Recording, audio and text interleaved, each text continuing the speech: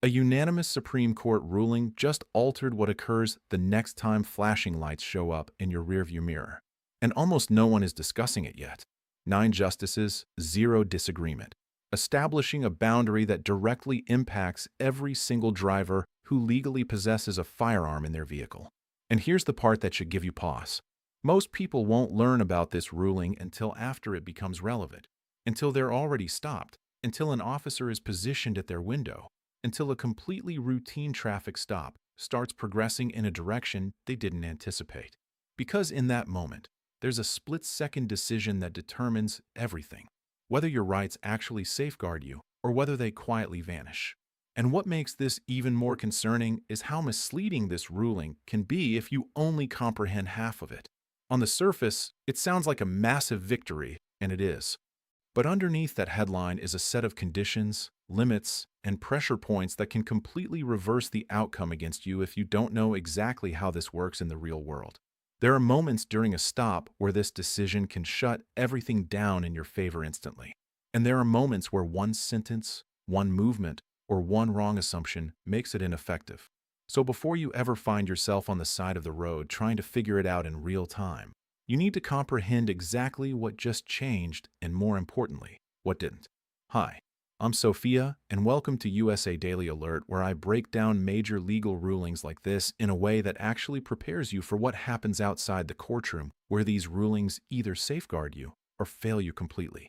Because what just came out of the Supreme Court isn't just another legal headline.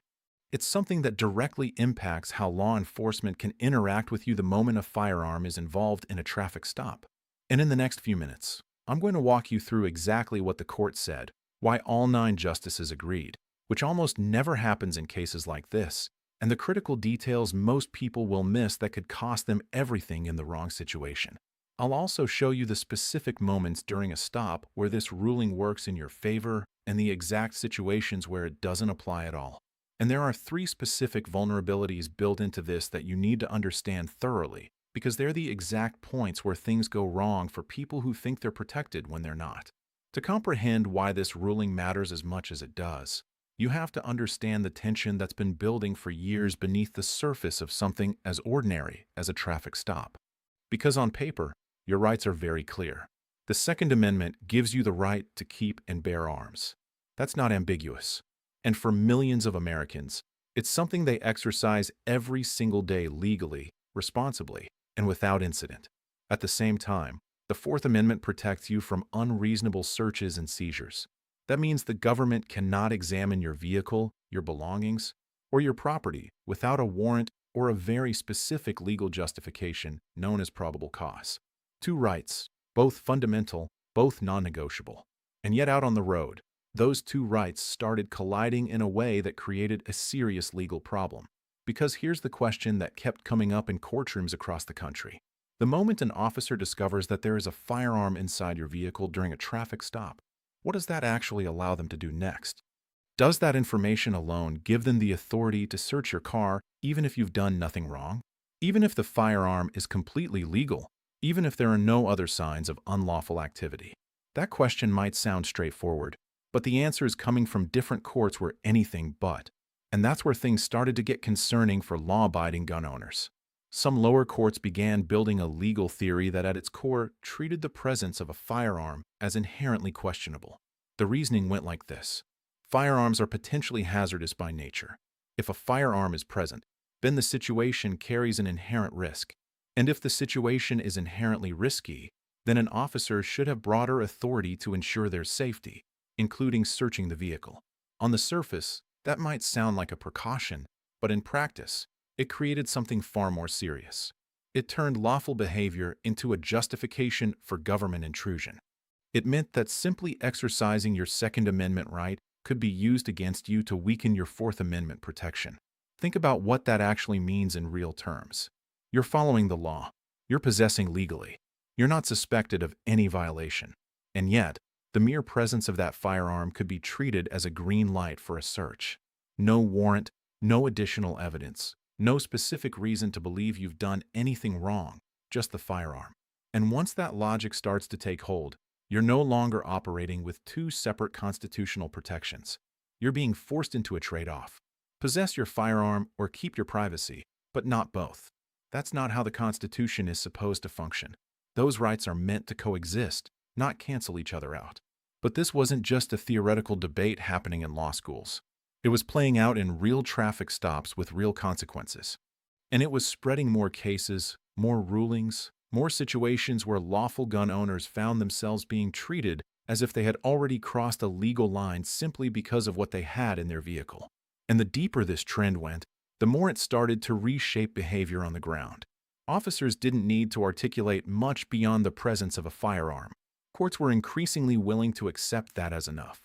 And for the average person, that created a situation where the rules weren't just unclear, they were shifting quietly but significantly. Because if the standard becomes firearm equals search, then every traffic stop involving a lawful firearm carries a built-in risk that has nothing to do with actual wrongdoing.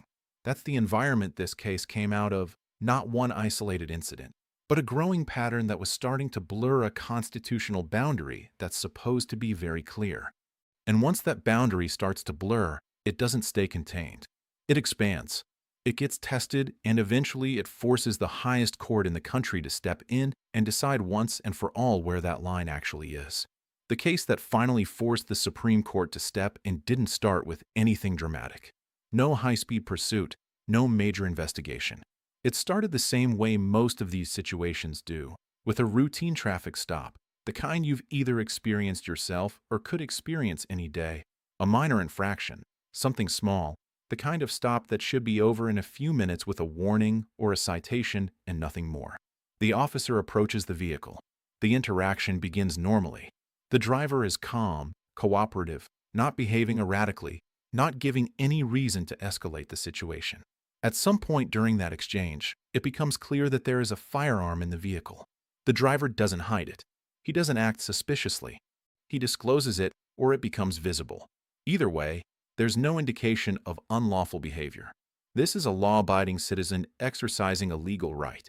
And then the moment happens that changes everything. The officer decides that the presence of that firearm is sufficient to justify going beyond the traffic stop, sufficient to search the vehicle. No warrant, no additional evidence, no specific facts pointing to a violation, just the firearm. The driver objects. He doesn't consent. He knows his rights, or at least he believes he does, but the search happens anyway. Now, here's where this becomes bigger than just one stop on the side of the road. The case moves through the court system, and instead of correcting what happened, the lower courts uphold it. They side with the officer. They accept the argument that the presence of a firearm by itself created a sufficient safety concern to justify the search. In other words, they validated the idea that being a lawful gun owner could make you inherently questionable in the eyes of the law. That's the moment this issue stopped being isolated and became something the Supreme Court had to address. Because if that reasoning stands, it doesn't just affect one driver. It rewrites the rules for millions of people. So the case reaches the highest court in the country. And what happens next is something you almost never see, especially in a case involving firearms and law enforcement authority. Every single justice across ideological lines, across legal philosophies, looks at the same set of facts and reaches the same conclusion. 9-0. No dissents, no fractured opinions, complete agreement. That alone should tell you how clear the court believed this boundary needed to be. And here is the core of what they said. This is the part you need to comprehend word for word. The mere presence of a legally possessed firearm in a vehicle does not by itself establish probable cause to search that vehicle. Not maybe, not sometimes, not depending on the officer. Does not. That is a direct line drawn by the Supreme Court of the United States. What that means in plain terms is this. Lawful gun ownership is not questionable activity. Possessing a firearm legally is not evidence of a violation, and law enforcement cannot treat it as if it is. The court made it clear that you cannot use a citizen's exercise of one constitutional right as the justification to remove another. The Second Amendment and the Fourth Amendment are not in competition with each other. They stand together. And when all 9 justices agree on something this specific, it sends a message that goes far beyond this one case. It tells every court, every department, every officer in the country that this is not a gray area anymore. The line is defined. Armed does not mean unlawful. Now, Before you assume that this ruling settles everything in your favor the next time you're stopped, there's something you need to comprehend, because this is where most people get it wrong, and it's where situations start to fall apart fast. The part of this ruling that matters most, the part that will either safeguard you or fail you completely, comes down to two words that are easy to overlook. By itself. The court did not say that a firearm can never be part of probable cause. They said it cannot be the only reason. And that distinction is where everything changes, because the moment you add anything else to that situation, anything an officer can point to, describe, or interpret, the legal analysis shifts immediately. What felt like a clear protection can start to narrow fast. And this is exactly where people get caught off guard. They hear 9-0 Supreme Court ruling and assume they're covered across the board. But this is not a force field. It's a boundary. And boundaries only work when you comprehend exactly where they begin and where they end. So before you ever rely on this ruling, you need to comprehend the first major limitation, who it actually protects. This decision applies to lawful gun owners. That word lawful is doing a lot of heavy lifting here. If you are legally allowed to possess a firearm, this ruling stands behind you. But if there is any question about your legal status, any at all, the entire situation changes. If someone is prohibited from possessing a firearm due to a prior felony, a domestic situation restraining order, or any other disqualifying condition, the presence of that firearm is no longer neutral. It becomes potential evidence of a violation. And once that happens, the officer doesn't need to rely on this ruling, because the foundation of the situation is completely different. The protection only exists when your right to possess that firearm is fully intact and unquestioned. But here's where it gets more subtle and more concerning for people who think they're doing everything right. Even if you are legally allowed to carry, that doesn't automatically mean you're in compliance with every law that governs how that firearm must be handled. And that brings us to the second layer most people overlook, where otherwise responsible gun owners run into serious problems without realizing it.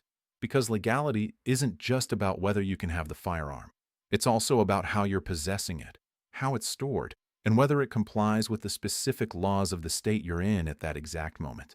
And if it doesn't, the entire dynamic of that traffic stop can shift in seconds. Every state handles firearm storage in vehicles a little differently, and those differences matter more than most people realize. Some states require the firearm to be unloaded. Others require it to be in a locked container. Some regulate whether it can be within reach of the driver. And then there are states where the rules change depending on whether you have a permit, what type of permit you have, or even how the firearm is positioned inside the vehicle. It's not always intuitive, and that's exactly why it becomes a problem, because from your perspective, you might be doing everything right. You legally own the firearm. You're not committing any violation. You're simply driving from one place to another. But from the officer's perspective, if that firearm is stored in a way that doesn't comply with state law, even slightly, that's no longer a neutral fact. That becomes a specific, articulable reason to believe a law is being broken. And the moment that happens, the Supreme Court ruling you're relying on doesn't apply in the way you think it does. The search is no longer about the presence of a firearm. It's about the non-compliant manner in which it's being carried or stored. This is where a lot of otherwise careful, responsible gun owners get caught off guard. Not because they intended to break the law, but because they didn't realize how specific and technical those laws can be depending on where they are. And in a traffic stop, there's no time to figure that out.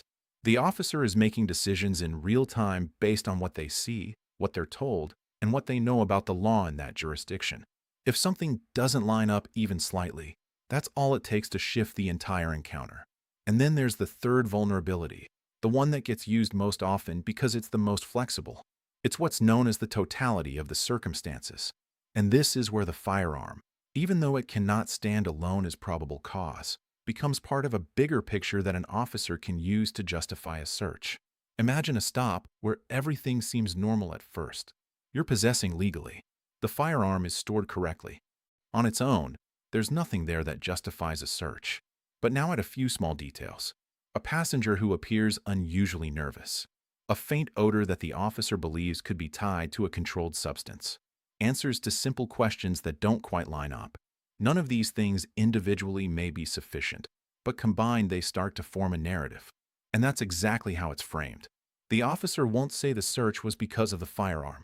They'll say it was because of the totality of everything they observed, the behavior, the environment, the statements, and yes, the presence of a firearm as one piece of that larger context. The Supreme Court did not eliminate that type of analysis. It didn't remove an officer's ability to interpret a situation based on multiple factors. What it did was remove the ability to rely on the firearm alone as the sole justification.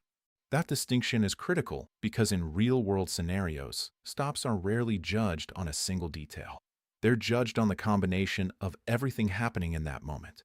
And once multiple factors are in play, the protection from this ruling becomes narrower and more dependent on how that situation is interpreted after the fact.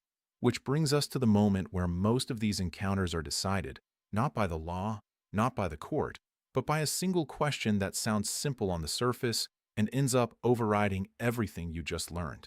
That moment comes when the officer looks at you and asks a question that sounds harmless, almost routine. Do you mind if I take a look inside your vehicle? It's calm. It's polite. It doesn't sound like an order. And that's exactly why it's so effective, because in that moment it feels like cooperation is the right move. You want to show you're not a problem. You want to get through the stop quickly. You want to avoid tension. But what's actually happening in that moment is far more significant than it sounds. Because if the officer does not already have probable cause, this is the point where they try to get around that requirement entirely by asking you to give it to them. And the second you say yes or sure, or even something as casual as I suppose that's fine, everything changes. The Supreme Court ruling we just walked through, the one that says a firearm alone cannot justify a search, no longer matters. You've just replaced constitutional protection with voluntary permission. And once that happens, there's no undoing it. In a courtroom, it won't matter that the officer didn't have sufficient grounds to search your vehicle. What will matter is that you allowed it. That's why this is the most concerning moment of the entire interaction. Not when the officer approaches, not when the firearm is mentioned, but right here, when it feels like the easiest thing to do is say yes and move on. And to make this even more effective, officers are trained to apply just enough pressure to make refusal feel uncomfortable. You might hear something like, if you've got nothing to conceal, why not just let me take a quick look? It's designed to shift the burden onto you to make it feel like saying no is questionable, but legally it's not. Refusing consent is not evidence of wrongdoing. It is the exercise of a constitutional right. So if you remember nothing else from this entire breakdown, remember this. Consent overrides everything. If you give it, the protections you're relying on disappear instantly. Now, let's shift from theory to practice, because knowing the law only helps if you know how to apply it in real time. The moment those lights come on behind you, the way you handle the next 60 seconds sets the tone for everything that follows. Pull over safely and promptly. Don't delay. Don't create uncertainty about your intentions. Once you stop, turn off your engine. Roll down your driver's side window completely. And if your windows are tinted, roll down the others as well. If it's dark, turn on your interior light. These small actions remove one of the biggest sources of tension in any traffic stop, the unknown. Then place your hands flat on the steering wheel where they are clearly visible and keep them there. Do not reach for your license. Do not reach for your registration. Wait, because from the officer's perspective, those first few seconds are about assessing risk. And unexpected movement, especially toward areas where a firearm might be located, is one of the fastest ways to escalate a situation that didn't need to escalate. When the officer approaches and asks for your documents, that's your moment to communicate clearly and calmly. If your registration or identification is anywhere near where a firearm is stored, you need to say that before you move. A simple controlled statement changes everything. Officer, my registration is in the glove box, and I want to let you know I am legally possessing a firearm. How would you like me to proceed? That sentence does more than people realize. It shows cooperation. It removes surprise. And most importantly, it puts control of the situation into a structured, predictable process. You're not guessing. You're not reaching. You're asking for instruction. And in most cases, that immediately lowers the temperature of the interaction, because now the officer knows exactly what's happening and, more importantly, what isn't happening. But even when everything is handled correctly up to this point, there's still a critical part of the interaction where most people lose control of their position. And it happens not because of what they do, but because of what they say next. What you say during a traffic stop matters just as much as what you do. And in many cases it matters more, because once the initial interaction is under control, the next phase becomes verbal questions, small talk, clarifications. And this is where a lot of people, without realizing it, start building the very case that can be used against them. It usually doesn't feel like an interrogation. It feels casual. Where are you coming from? Where are you going tonight? Is there anything in the vehicle I should know about? On the surface, these seem harmless, but each answer gives the officer more information to work with, more context to interpret, and more opportunities to identify inconsistencies or build concern. And remember, once multiple factors come into play, the protection from that Supreme Court ruling starts to narrow. This is where restraint becomes your advantage. You are not required to answer investigative questions unrelated to the purpose of the stop. You can respond calmly and respectfully with something simple like, "I prefer not to answer additional questions." No attitude, no escalation, just a clear boundary. Because the goal in that moment is not to convince the officer of anything. It's to avoid giving them material they can later use to justify expanding the stop. And one thing that cannot be stressed enough: never provide false information. Not to make things easier, not to avoid discomfort, not to speed things up. A single false statement can turn a routine stop into a separate legal issue instantly. What could have been a simple interaction becomes something far more serious. And at that point, none of the protections we've discussed will matter in the same way. Now, we come back to the moment that defines everything: the request to search. Because this is where your response determines whether your rights stay intact or quietly disappear. When the officer asks, "Do you mind if I take a look inside your vehicle?" your answer needs to be clear, calm, and controlled. Not defensive, not argumentative, just direct. "Officer, I respect the work you do, but I do not consent to any searches of my person or my vehicle." That's it. No explanation, no debate, no references to the Supreme Court or your rights in detail. The side of the road is not where legal arguments are won. It's where positions are preserved. If the officer follows up with pressure, "If you've got nothing to conceal, why not just let me check?" Recognize what that is. It's not a legal requirement. It's a psychological approach. And your response doesn't change. "I'm exercising my rights, and I do not consent to a search." Then you stop talking. Silence in that moment is not awkward. It's strategic because every additional word creates an opportunity for misinterpretation, contradiction, or escalation. But rights don't enforce themselves. They depend on how they're used. So now go back to that moment we started with. You're on the side of the road, lights flashing behind you, an officer walking up to your window. In one version of that moment, you're unsure. You're reacting. You're making decisions under pressure without a clear understanding of what protects you and what doesn't. And that's where things go wrong. Not because of intent, but because of uncertainty. In the other version, you already know exactly how this works. Your hands are steady. Your responses are controlled. You comprehend when to speak, what to say, and when to stop talking. You recognize the moment consent is being asked for, and you know exactly how to respond. You're not escalating the situation, but you're not giving anything away either. That's the difference this information makes. Because at the end of the day, this ruling didn't just define a legal boundary, it gave you a resource. And like any resource, its effectiveness depends entirely on the person using it. Used correctly, it protects you. Used incorrectly or not comprehended at all, it might as well not be there. Most people won't take the time to learn this until after something goes wrong, after the search, after the issue, after the moment has already passed. But you're not in that position anymore. Now you know where the line is. And more importantly, you know how to stay on the right side of it. Don't forget to subscribe to USA Daily Alert for more updates like this that actually matter in your daily life.